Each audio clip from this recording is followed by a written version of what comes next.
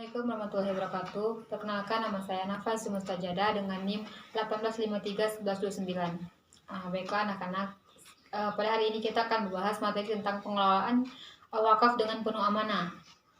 Pengertian wakaf yaitu adalah berasal dari bahasa Arab yang artinya menahan dan mencegah. Maksudnya adalah menahan untuk tidak dijual wakaf tersebut. Karena kenapa? Yang kita ketahui bahwa wakaf tersebut tidak boleh dijual, dihadiahkan ataupun diwariskan kepada orang lain. Selanjutnya itu adalah contoh wakaf. Misalnya seorang yang mewakafkan tanahnya untuk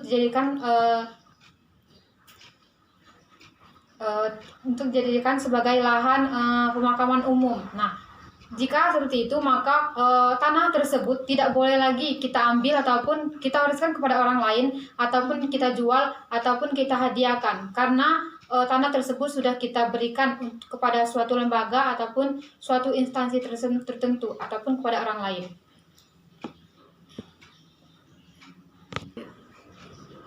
Hukum wakaf yaitu adalah sunnah.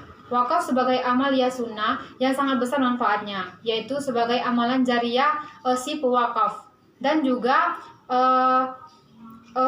wakaf tersebut sangat banyak hikmahnya sesuai hukumnya itu, karena dikatakan sunnah yang dianjurkan seperti itu.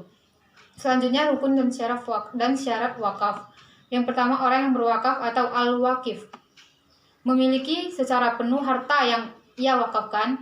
Yang kedua yaitu berakal sehat. Yang ketiga sudah baligh. Yang keempat bisa membedakan, bisa mengerti akan hukum. Maksudnya di sini dia tidak gila atau tidak sedang gangguan jiwa, dan dia bisa mengerti hukum-hukum yang berkenaan dengan wakaf tersebut.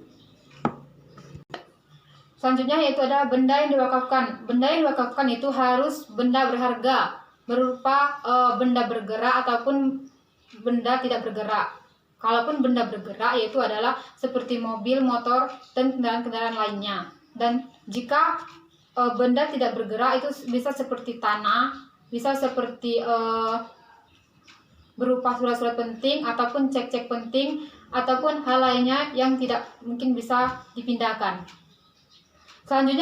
Selanjutnya orang yang menerima wakaf. Yang pertama itu tertentu yaitu bahwa orang yang boleh untuk memiliki harta tersebut yaitu memenuhi syarat-syarat tertentu yang seperti berakal, baligh, Islam, dan juga mukmin. Lalu yang kedua tidak tertentu, yaitu sebagai salah satu perinci berkaitan dengan bahwa yang akan menerima wakaf itu hendaklah mendekatkan diri kepada Allah dan ditujukan hanya untuk kepentingan bermasyarakat dan beragama. Selanjutnya lafaz atau ikrar wakaf yaitu adalah diucapkan dengan mengandung kata-kata menunjukkan kekekalan akan perjanjian wakaf tersebut. Misalnya seperti wakaf seperti perjanjian tersebut tidak mengandung kata-kata misalnya ditentukan pada tanggal berapa, hari berapa, tetapi itu tuh kekal. Misalnya seseorang berwakaf tanah itu selama-lamanya tidak sah jika berwakaf itu hanya digunakan pada batas waktu tertentu. Terakhir yaitu adalah tujuan dan fungsi hikmah wakaf. Yang pertama yaitu adalah tujuan dari wakaf adalah untuk memanfaatkan harta benda wakaf sesuai dengan fungsinya. Nah, kemudian fungsi dari wakaf itu adalah untuk mewujudkan potensi ataupun manfaat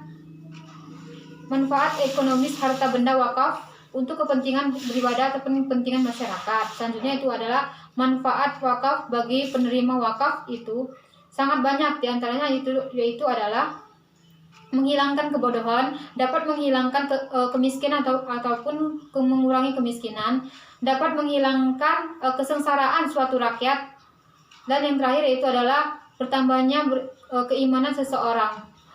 Selanjutnya itu adalah adapun hikmah dari seorang pewakaf yaitu adalah dengan menumbuhkannya rasa dapat menumbuhkan solidaritas, kebersamaan bersama masyarakat, menumbuhkan rasa syukur kepada Allah Subhanahu wa taala, mengingat bahwa harta itu tidak hanya milik diri sendiri, tapi juga untuk orang lain. Dan juga untuk amalan dia selama hidup dan juga ketika ia meninggal, atau disebut dengan amalan jariah. Mungkin hanya itu saja materi kita pada hari ini. Terlebih dan kurang saya ucapkan mohon maaf. Terima kasih. Wassalamualaikum warahmatullahi wabarakatuh.